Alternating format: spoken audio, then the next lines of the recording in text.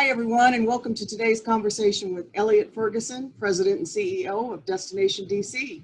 He also serves as National Chair of the U.S. Travel Association. Our session is part of our ongoing series, Connecting with our DMOs. We're talking to DMOs to learn more about what's going on across the country as a result of the coronavirus. Elliott, thank you for being with us today to share what's going on in DC in this new COVID-19 environment.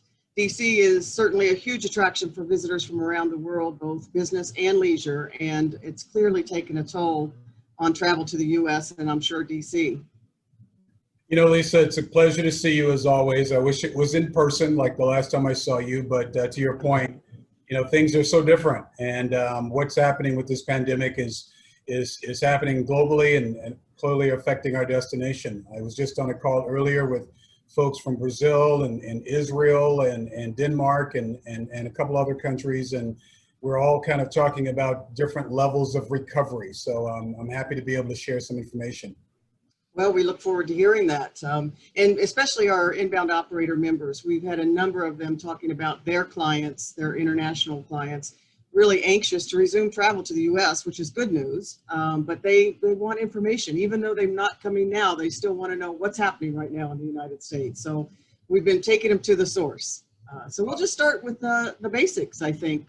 Just tell us how has DC been impacted by the coronavirus, and is it stabilized? Well, I'll tell you, the one thing I'll say specific to the industry is that if our stakeholders, city leaders did not understand the importance of hospitality in the industry and the number of jobs and economic impact, they absolutely understand it now. And that is something I'm hearing from all over the country. You know, the fact that we've got about 79,000 jobs in DC that are tied solely to this industry, and that everything has changed. We're down 50% of the number of visitors that should be in the city, and revenue down, and every aspect of hospitality has been affected, which clearly from the standpoint of visitation to the city, you have some folks that are like, oh yeah, it's Cherry Blossom Festival season, and here come those buses, and these people now they're really missing them, and and I think that's what's happening in Washington. So we're like everyone else trying to get back to whatever our temporary normal will be, and rebound, as we're currently still in phase 2 of recovery. That was going to be my next question. What's your reopening plan? Yeah, right now restaurants can do about 50% of their occupancy. You've got some of the museums that are open. You've got the one of the Smithsonian's in DC, which is the zoo, and then the Udvar-Hazy Center in Virginia, Spy Museum, the Museum of the Bible, and a couple of others that are opening, Hillwood. But for the most part, the rest, we're still waiting for an opening date. The good news in terms of dining is that restaurants can do 50% of their occupancy indoors, which is great, and a lot of outdoor seating, which right now it's storming outside, but when it's not, now that the temperatures are changing, it's been great to see the number of people out in the city, especially over Labor Day when the city was pretty packed. Right, I'm sure. So has Destination DC been working with the businesses to prepare them for how to restart or how to reopen when everybody comes back, including international visitors?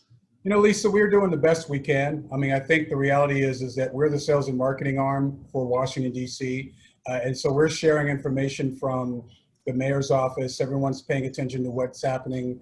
When you're dealing with something that's tied to science and medicine, not to economics only, it's a different wheelhouse. And so we've got to pay attention.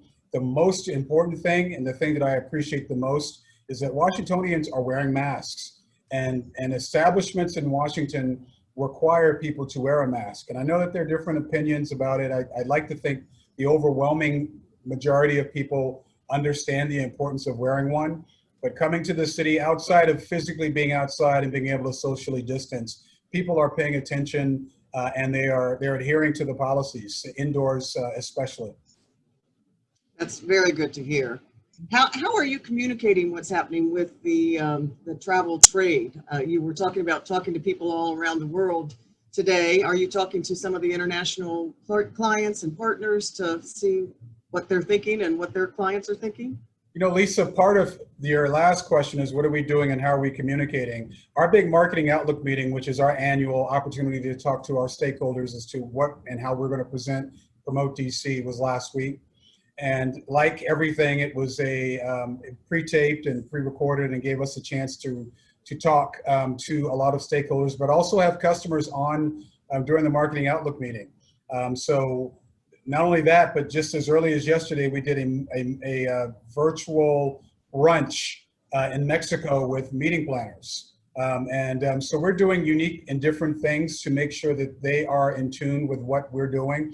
I know in our tourism end, Leticia, Teresa, and their amazing teams have done things specific to travel agent training and been doing that on a regular basis. Of course, everything's virtual. And the good news is that there has been a lot of traffic to websites, including ours, that is kind of a precursor getting people interested in what there is to see and do in Washington. So the hope is when things are reopened, then people will think about the things they saw virtually and want to experience those things in Washington. So those are the things we're saying to stakeholders. The other reality is kind of grim. You know, we're going to probably see 11 million visitors this year, whereas we normally would have seen 25 million or more if we were pacing the same we were in 2019. So just be prepared for the reality of where we are and hopefully the unexpected. Hopefully we won't have to deal with another wave of this pandemic. So we're being cautiously optimistic as we know that the rules are different in different parts of the U.S., which is so discerning, but it's kind of the reality as we're looking at attracting people to DC from other parts of the country right now. Yeah, so true. Are there particular markets that you're seeing that you think will be at the beginning of the line for the rebuilding from international travel? Yeah, well, I think from the standpoint of international, we're realistic in saying that when it returns, it will probably be late in 2021. If we're lucky, 2021, but definitely by 2022, all based on science. So with the reality for us that the primary markets in which we rely on not being able to travel to DC, we are focusing more on a domestic market. So the things we're looking at right now, because you know, it's like a convention. We had a meeting planner on the call who shared with the audience that her convention confirmed DC for 2035. And, you know, wow. I'm like, yeah, by then I'll be retired. But, you know, restaurants, they're not thinking about 2035. They're thinking about the next 6 months. And in that regard, we're looking at the fact that we've got 50 million people that live within 250 miles of Washington, D.C. Those are the ones that, you know, I know that our VP of Tourism, Teresa, is getting on a flight to come back to D.C. But there's varying levels of consumer confidence in terms of travel. So we're relying on the fact that with 100 free things to do, plus the 16 free Smithsonians and the National Gallery of Art and the Holocaust Museum, these things will be appealing to visitors as they're looking at traveling. The fact that monuments, memorials, you can socially distance, you can get on a kayak or a canoe and enjoy the Potomac River or the Anacostia River in DC. Those are the things that we're promoting as we're looking at a short-term rebound of the market. Yeah, we certainly saw a lot of that, getting outdoors, enjoying things that you could easily do at a socially safe distance this weekend, like you said, over Labor Day weekend. So that was great. If you had any messages, I guess, for your travel trade partners, your receptive operators that you work with and the international partners, you know, what would you like to say to them right now? Well, I'll tell you, I just referenced the international call we were on, whereas it's always about the bottom line, which we are an economic development organization, and usually the marketing is tied to bringing people to your establishment, using your services, which will still be the case. But now is a time to also focus on what protocols you're putting in place to make sure that individuals know that you're doing your part to make them feel safe. You know, if I'm going to be traveling as a consumer, in addition to a great rate and all the other things you're offering, I'm going to pay more attention to what's in place as it pertains to this pandemic and even beyond this pandemic in terms of safety measures. And how can I be sure that that I'm protected as I'm looking at getting back out and traveling, especially before something is found to deal with this pandemic. So I think it's going to be extremely important, in addition to promoting how great you are and how wonderful your destination is or your service. Yeah, very good point.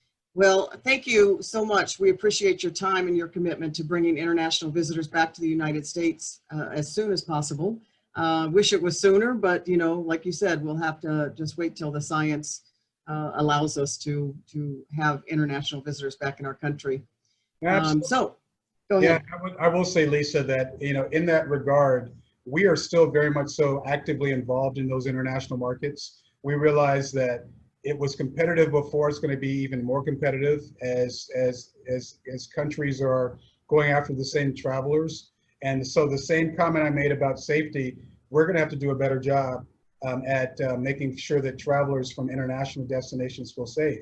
And let's just face it, we got very conflicting messages out there right now that people are having to hear, and they're going to have to make decisions as to where to go based on what they're hearing. So if they feel like America's not safe, and we've got 50 states, we got great territories, we got the District of Columbia, and each one is run as its own country. We've got to be consistent if we want international travelers to come back, because they're going to start figuring out who's doing it right, who's going to make them feel most comfortable before they physically get on a plane and go to our destinations. So that's going to be very important as we move forward, and staying focused and staying active in those markets, whereas the ones that are important. You're absolutely right. In fact, that's why we're hearing so many of our receptive inbound operators saying that that's what why their clients are asking them for information. Who's doing what hotels should we be staying at? What cities should we look to be, booking into when things resume? So it is important to make sure everybody is on the same page. Everybody is consistently doing what they can to make things safe. Yeah, absolutely. I know the U.S. Travel Association, as we talk about everything from PPP, PPE, and everything else, these are things that are important to us, and we'll be focusing on them, because we got to make sure that Brand USA at the right time is able to get out there and not have cynical comments made by the international traveling community about coming to the U.S. So we've got Absolutely. Yes, we do, but we're a united industry, and I thank you and Roger for your leadership at U.S. Travel. We appreciate that. All right. Thank you so much, Elliott. We appreciate it. Have a great day, everyone. Watch for our next session of Connecting with our DMO.